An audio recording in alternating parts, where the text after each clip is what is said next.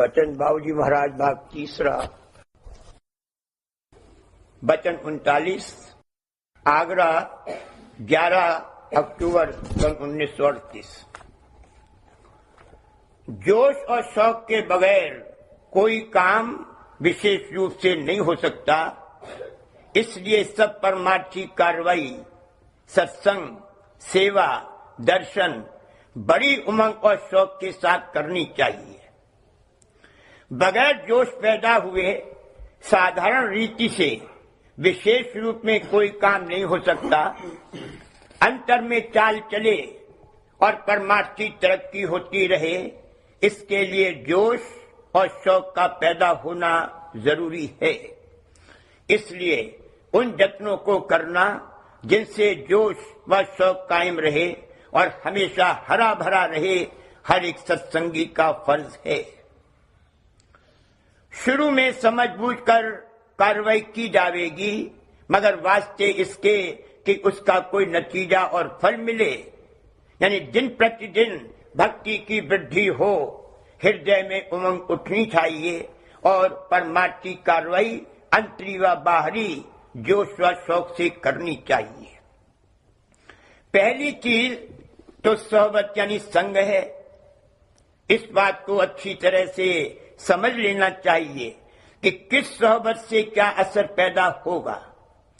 जिस सोहबत और संग से परमार्थी जोश व शौक पैदा हो और मजबूत हो, उसको इख्तियार करना चाहिए और बाकी सबको धीरे धीरे छोड़ना चाहिए और कम करना चाहिए। दूसरी चीज सेवा है।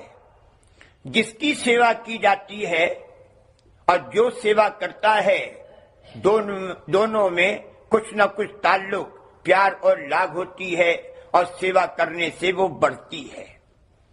बेतकल्लुफ और प्यार सेवा नहीं हो सकती। जब हृदय में उमंग उठती है, भाव और प्यार आता है और जोश पैदा होता है, तब किसी किस्म की सेवा बनती है। इसलिए जोश और शौक पैदा करने व हरा भरा रखने के लिए एक जतन सेवा भी है।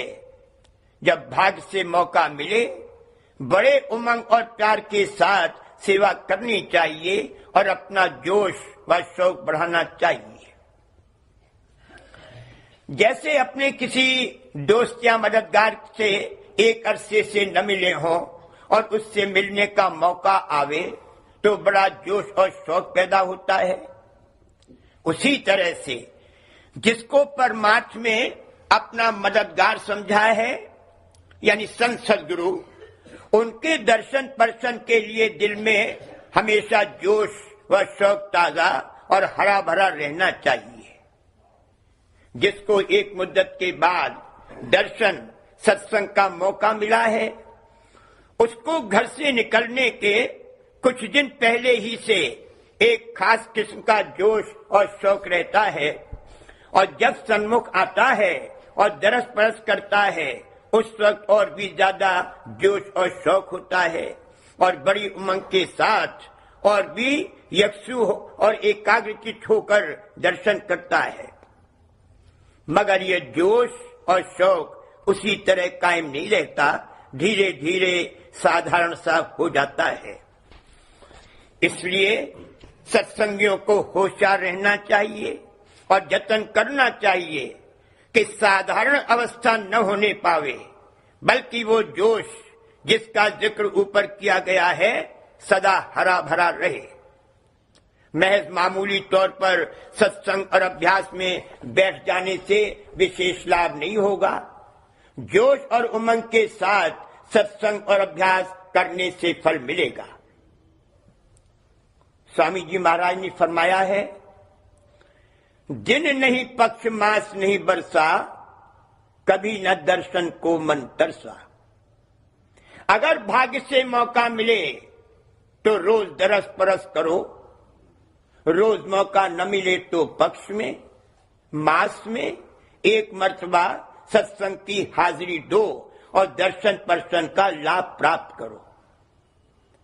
अगर मास में भी मौका न मिले तो बरस भर में तो एक दफा सत्संग की हाजिरी जरूर ही देनी चाहिए।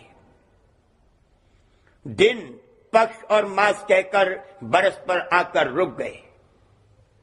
साल भर से ज्यादा अरसा बगैर दर्शन सत्संग के कभी नहीं गुजरने देना चाहिए।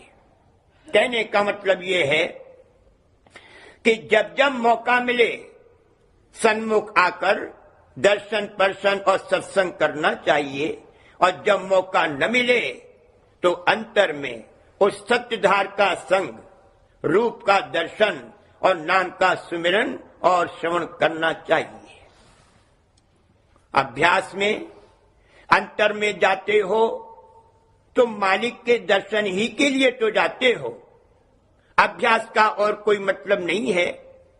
यही मतलब है कि दर्शन मिले तो अभ्यास में बड़े जोश और शौक और उमंग के साथ बैठो। साधारण तौर पर अभ्यास में बैठने से रस नहीं आवेगा, और अगर रस नहीं आया तो आइंदा के लिए जोश और शौक नहीं पैदा होगा।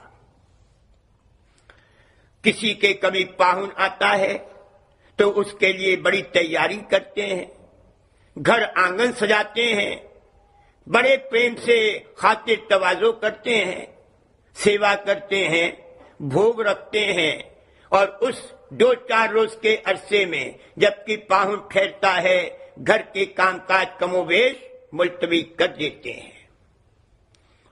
उसी तरह से जब अभ्यास में अंतर में जाओ तो बड़े भाव और जोश व शौक से जाओ कि तीसरे चिल के ऊपर जो हमने आंगन बनाया है उसमें हमने मालिक को न्योता दिया है, वह आवेगा, हम उसके दर्शन करेंगे।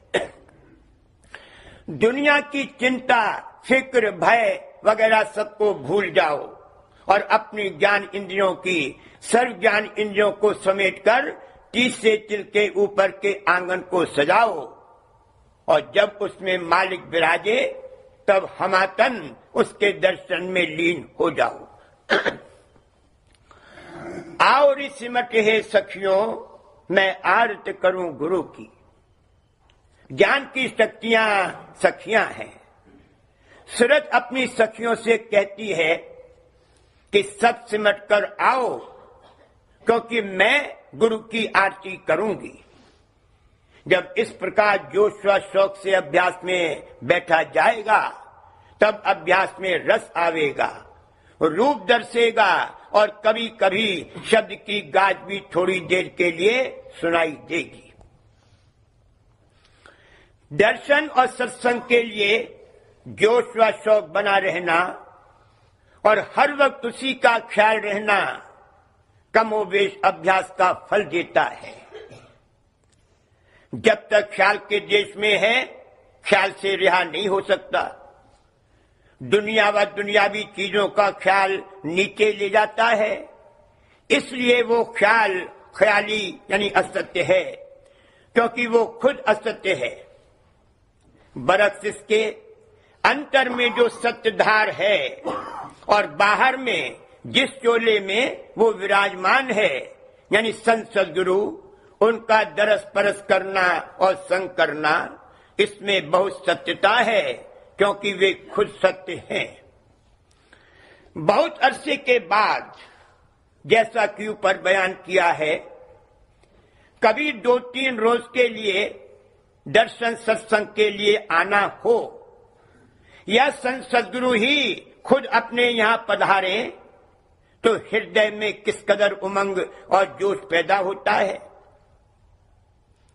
जब से सुना कि फला दिन हमारे यहाँ संत पधारेंगे और 2-3 दिन विराजेंगे, तो बहुत पहले से तैयारी शुरू की जाती है, और जब वे आ ही जाते हैं तब तो कमोवेश सब कामकाज बंद करके हमातन उनके दर्शन, सत्संग, सेवा, भोग वगैरह में लग जाते हैं, और घर व दुनिया के सब कामकाज मुलतवी कर देते हैं, सुध बुध भूल जाते हैं। बस यही ख्याल रहता है कि भाग्य से वे पधारे हैं, दर्शन सत्संग सेवा करें। मतलब कहने का ये है कि सब तरह से तवज्जो हटकर कुल तवज्जो उस जानिब लग जाती है। चाहे 2-3 दिन ही के लिए ये मौका मिले और चाहे इस अरसे में अभ्यास वगैरह भी मुलतवी कर दिया जावे, मगर इसमें बहुत परमार्थी फायदा है। अंतर में सत्यधार और बाहर में संसद गुरु में तवज्जो को लगाना ये बड़ा भारी अभ्यास है। जैसे खास खास मौकों पर दर्शन पर्शन के लिए जोश और शौक रहता है, वैसा ही जोश और शौक हर वक्त हरा भरा रहना चाहिए, कभी रूखा फीका नहीं होना चाहिए। विशेष परमार्थी लाभ के लिए विशेष रूप में हृदय में उमंगना चाहिए, तब कुछ फल मिलेगा।